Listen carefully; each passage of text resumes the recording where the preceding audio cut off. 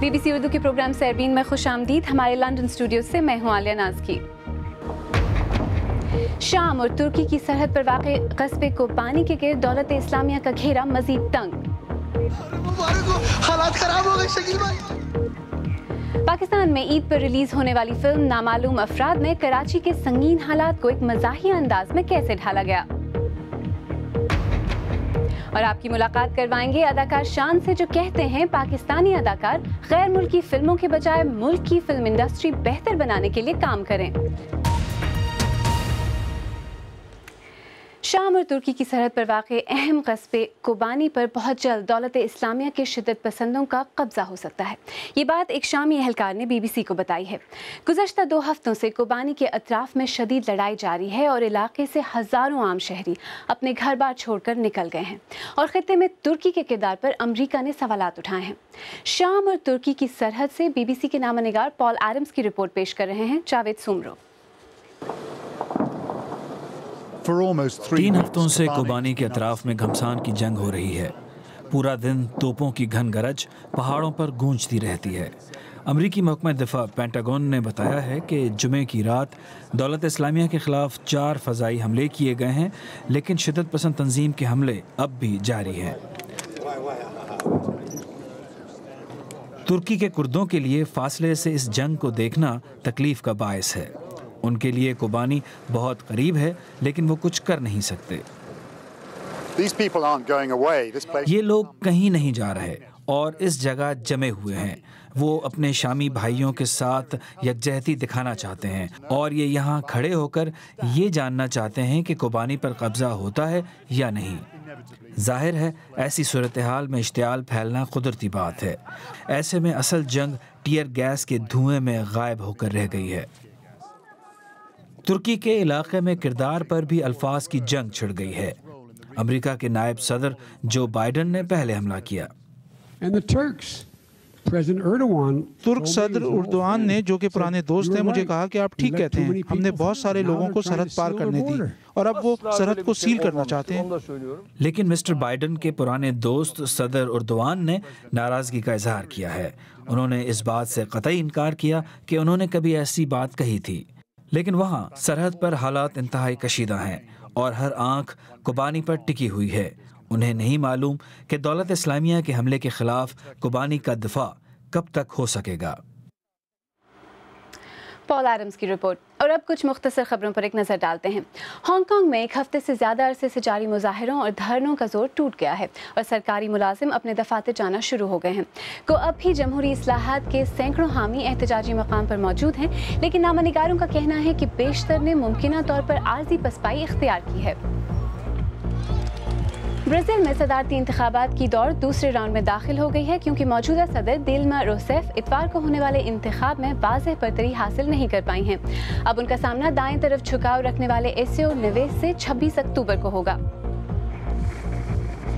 Japan में आने वाले एक समंदरी तूफान की वजह से टोक्यो समेत मुल्क के कई हिस्सों में जिंदगी मुअत्तल होकर रह गई है। समंदरी तूफान फेनफोन की वजह से ओकिनावा में अमरीकी फ़ज़ाइया के एक एहलकार हलाक हो गए हैं, जबकि हज़ारों घरों की बिजली मुअत्तल हो गई है और मुल्क की 2 फ़ज़ाई कंपनियों को अपनी परवाज़ें मुअत्तल करना पड़ी हैं।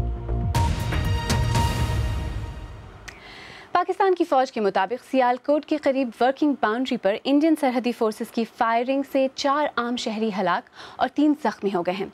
दूसरी जानिब इंडिया के ज़ेर इंतज़ाम कश्मीर में हुक्काम के मुताबिक सरहदी चौकियों पर पाकिस्तानी फ़ौजियों की फायरिंग के नतीजे में 4 आम शहरी हलाक जबकि 30 जख्मी हो गए हैं। दोनों मुल्कों की जानिब से तकरीबन 10 साल कबल 740 किलोमीटर तवील लाइन ऑफ कंट्रोल पर जंग बंदी का मुआहदा किया गया था। ये इस मुआहदे की अब तक की सबसे संगीन खिलाफ वर्जी है। ताज़ा तरीन सूरत हाल के लिए आइए चलते हैं लाहौर, जहां से हमारी नामानिगार शुमाइला जाफरी हमारे साथ बराह रास्त मौजूद हैं। शुमाइला, ताज़ा तरीन इत्तलात आपके पास क्या हैं? क्या फ़ौज ने कोई बयान जारी किया है इस बारे में? जी बिल्कुल आलिया, फ़ौज ने बयान जारी किया है, लेकिन ये बयान बिल्कुल मुख्तसर है और इसमें सिर्फ यही बताया गया है कि जो भारत की जानिब से गोलाबारी की गई उससे सियालकोट वर्किंग बाउंड्री पे मुख्तलिफ देहात में रहने वाले 4 लोग हलाक हुए, जिनमें एक खातून और 2 बच्चे शामिल हैं, जबकि 3 अफराद जो हैं वो ज़ख्मी हुए हैं। इससे ज़्यादा इस बयान में कोई बात नहीं की गई। अलबत्ता ये कहा गया कि ये बिला इश्तियाल फायरिंग थी, यानी कि ये फायरिंग इंडिया की तरफ से शुरू की गई थी। अच्छा शुमाइला, ऐसी इत्तलात भी हैं कि इस इलाके से बड़ी तादाद में लोग अपने घर छोड़ कर जा रहे हैं, इस बारे में कोई तफसील है आपके पास? जी बिल्कुल, चूँकि वर्किंग बाउंड्री के ऊपर जो गांव हैं वो बिल्कुल चेक पोस्टों के करीब बने हुए हैं, और जब यहाँ पर फायरिंग का सिलसिला शुरू होता है तो मैंने माजी में ख़ुद जाकर भी देखा है कि कोई घर नहीं ऐसा होता कि जिनकी दीवारों पर और दरवाज़ों पर गोलियाँ और शेलिंग के जो है निशानात ना हो। तो लोगों के लिए इन हालात में रहना मुमकिन नहीं है और उन्होंने पीछे की तरफ जाना शुरू कर दिया। जी शुमाइला, आप हमारे साथ मौजूद रहिए, लेकिन यहाँ देखते हैं कि इंडिया में किस किस्म का रद्द अमल सामने आया है।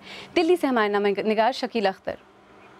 कंट्रोल लाइन पर फायरिंग के वाक़यात पर यहाँ शदीद रद्दअमल हुआ है। मीडिया में यहाँ पर फायरिंग के वाक़यात और उससे मुताल्लिक़ ख़बरें मुसलसल नश्र की जा रही हैं। वज़ीर दाखिला की तरफ से बड़ा शदीद रद्दअमल आया है। राजनाथ सिंह ने कहा है कि पाकिस्तान को ये समझना चाहिए कि अब हालात बदल चुके हैं। वज़ीर दिफ़ा ने भी अब से कुछ देर पहले एक बयान दिया है। अरुण जेटली ने कहा है कि जो भारत की मुसल्लह अफ़वाज हैं वो फायरिंग के वाक़यात का जवाब दे रही हैं और मुनासिब जवाब दे रही हैं और वो इसका जवाब देने की अहलियत रखती हैं। साथ ही साथ यहाँ मीडिया में दूसरे रहनुमाओं के भी बयानात आए हैं। वज़ीर आज़म नरेंद्र मोदी पड़ोसी रियासत हरियाणा में इंतखाबी कैंपेन में बिज़ी रहे। उनकी तरफ से अगरचे अभी तक कोई बयान नहीं आया है, लेकिन अगर LOC पर फायरिंग का सिलसिला जारी रहा तो यहाँ ये तवक्को की जा रही है कि उनकी तरफ से भी सख्त बयानात जारी किए जाएंगे। ये तो थे दिल्ली से शकील अख्तर। शुमाइला, क्या पाकिस्तान में हुकूमत की तरफ से कोई रद्द अमल सामने आया है? डी एस्केलेशन की कोई बात हो रही है?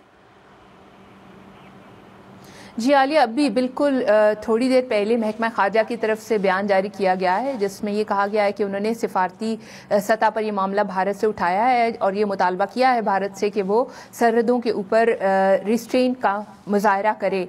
और ये भी बताया गया है कि अक्टूबर के अंदर ये छठवीं बार जो है ये लाइन ऑफ कंट्रोल पर सीज़ फायर की खिलाफ वर्जी की गई है। और साथ ही साथ ये भी कहा गया कि ईद का मौका था और आज जो है बहुत से शहरी वो खुशी नहीं मना सके क्योंकि उनके घर में भारतीय अफवाज की गोलाबारी की वजह से अमवात हो गई। लाहौर से शुमाइला जाफरी, हमसे बात करने का बहुत शुक्रिया। कश्मीर की बात जारी रखते हैं। इंडिया के ज़ेर इंतज़ाम कश्मीर में जहां लोग हालिया सैलाब की तबाही से परेशान हैं, वहीं आज ईद के मौके पर श्रीनगर और कई दीगर ज़िलों में हुकूमत की मुबैना बेहिसी और लाताल्लुक़ी पर एहतजाज करने वालों के खिलाफ लाठीचार्ज और आंसू गैस का इस्तेमाल किया गया। श्रीनगर के तिजारती मरकज़ लाल चौक में कर्फ्यू नाफिज किया गया था और कई अलहदगी पसंद रहनुमाओं को हिरासत में ले लिया गया था। सैलाब से मची तबाही और हुकूमत की मुबैना लाताल्लुक़ी के बीच कश्मीरी किस तरह ईद मना रहे हैं? श्रीनगर से रियाज मसरूर की रिपोर्ट।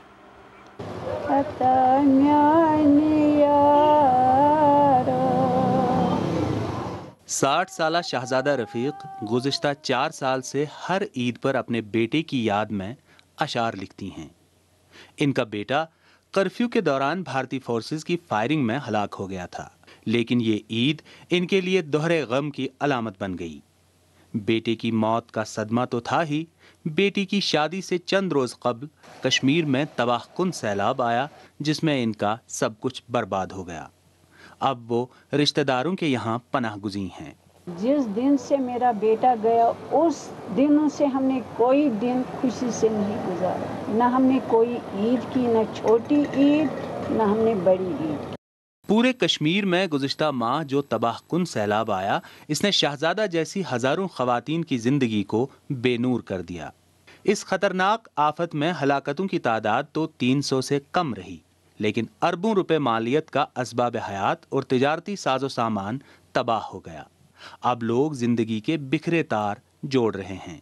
सेहत, मवासलात और तालीम के शोबे कई हफ्ते गुजरने के बाद भी पूरी तरह बहाल नहीं हो पाए हैं और ताजर बरादरी जो ईद शॉपिंग से मुनाफों की उम्मीद लगाए बैठी थी, आज खसारे का हिसाब लगाने में मसरूफ है। सरकारी एदाद शुमार के मुताबिक सैलाब की वजह से जम्मू कश्मीर की मजमूई इक्तिसादियात को 1 लाख करोड़ रुपए का नुकसान पहुंचा है। हुकूमत ने माली मुआवजे का ऐलान तो किया है, लेकिन अक्सर लोग नाराज हैं। दुकानों में सफाई करते थे हम, लेकिन आज जो हम सफाई कर रहे हैं वो हम अपने दुकानों से अपने माल को मलबे की शक्ल में बाहर निकाल रहे हैं। माहिरीन कहते हैं कश्मीर में इस शिद्दत का सैलाब 112 बरस बाद आया है। इस बार ईद उल अज़हा एक ऐसे वक्त आई है जब पूरा कश्मीर सैलाब ज़दा है और लोग पिछले 1 माह से ज़िंदगी बहाल करने की कोशिश में लगे हुए हैं। बस्तियां मातमकदा हैं और बाजार वीरान हैं। श्रीनगर की इस तबाही को देखकर ऐसा लगता है कि जैसे कश्मीर का इस वक्त कोई दारुल हुकूमत नहीं है। रियाज मसरूर, BBC न्यूज़, श्रीनगर। आप BBC उर्दू का प्रोग्राम सरबीन देख रहे हैं। प्रोग्राम में आगे चलकर देखिएगा। ये आइटम नंबर बॉलीवुड की किसी फिल्म का नहीं बल्कि कराची के हालात पर बनी फिल्म नामालूम अफराद से है। और मिलेंगे फिल्मी दुनिया के सितारे शान से जिन्हें शिकवा है कि पाकिस्तानी फिल्मों की नुमाइश इंडिया में क्यों नहीं होती।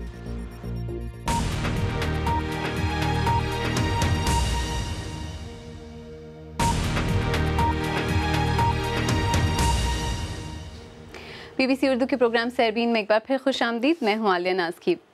कराची में हंगामा आराई और उनमें नामालूम अफराद के मुलव्विस होने की खबरें आप देखते और पढ़ते रहते होंगे, लेकिन ये हंगामा आराई किस तरह कुछ लोगों को फ़ायदा पहुंचा सकती है, ये दिखाया गया है फिल्म नामालूम अफराद में, जो ईद के मौके पर पाकिस्तान में नुमाइश के लिए पेश की गई है।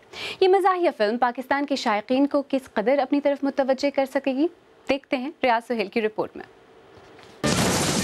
कराची में रहने वाले शहरियों के लिए ये मनाजिर रोज का मामूल हैं, जो वो गुज़िश्ता कई सालों से देखते आ रहे हैं। हालात खराब हो गए शकील भाई। लेकिन इस बार इन मनाजिर के पीछे नामालूम अफराद में से कुछ की कहानी फिल्मी अंदाज में पेश की जा रही है। नामालूम अफराद फिल्म में कराची में बदअमनी के इंतहाई संजीदा मसले को मज़ाहिया अंदाज में बयान किया गया है, लेकिन सियासत और सियासतदानों को नहीं छेड़ा गया। हमने फिल्म को बहुत लाइटर साइड पे रखा है। हम हमेशा फिल्में देखते हैं जिसमें बहुत ज़्यादा हम पाकिस्तान से रिलेटेड नेगेटिव बातों को दिखाने की कोशिश कर रहे होते हैं। मुझे लगता है ये पहली बार है जब हमने कोशिश की कि हम अपनी लोकल इंग्रेडिएंट तो रखें लेकिन उसको पॉजिटिवली दिखाएं, और पॉलिटिकल बातें भी हैं लेकिन वो लाइटर नोट पे, तो लोग उनको लाइटली लें। ये कहानी एक मकान मालिक, उसकी बहन और 2 किराएदारों के गिर्द घूमती है जो ईमानदारी से उकता गए हैं। शरीफ लोगों का काम नहीं है और अब उन्हें मालदार बनने के लिए शॉर्टकट की तलाश है। इस फिल्म की हीरोइन उर्वा हुसैन ने पहली बार ड्रामों से फिल्म में कदम रखा है। इसमें एक्शन है, थ्रिल है, there is a bit of suspense also and there is romance, comedy, तो बेसिकली कंप्लीट पैकेज है। कई भारतीय फिल्मों की तरह नामालूम अफराद की मकबूलियत के लिए भी आइटम सॉन्ग का सहारा लिया गया है। ये गीत फिल्म रिलीज होने से पहले ही मकबूल हो चुका था। आइटम सॉन्ग पर रक्स मेविश हयात ने किया है। 2 रोज की शूटिंग और वुडन फ्लोर पर रक्स करते करते उनके पाँव में छाले पड़ गए। मुझे लगता है कि इंसान अपने इमोशंस का बेस्ट जो एक्सप्रेस कर सकता है वो डांस से कर सकता है। और मैं हमेशा से मैं कोई भी अच्छा म्यूज़िक हो, I am a music lover, तो मेरा जो है ना हाथ पाँव चलना शुरू हो जाते हैं एंड आई लव डांसिंग। तो मैंने तो बहुत इन्जॉय किया है क्योंकि डांस बेसिकली एक इंसान one can express the emotions fully when you're dancing.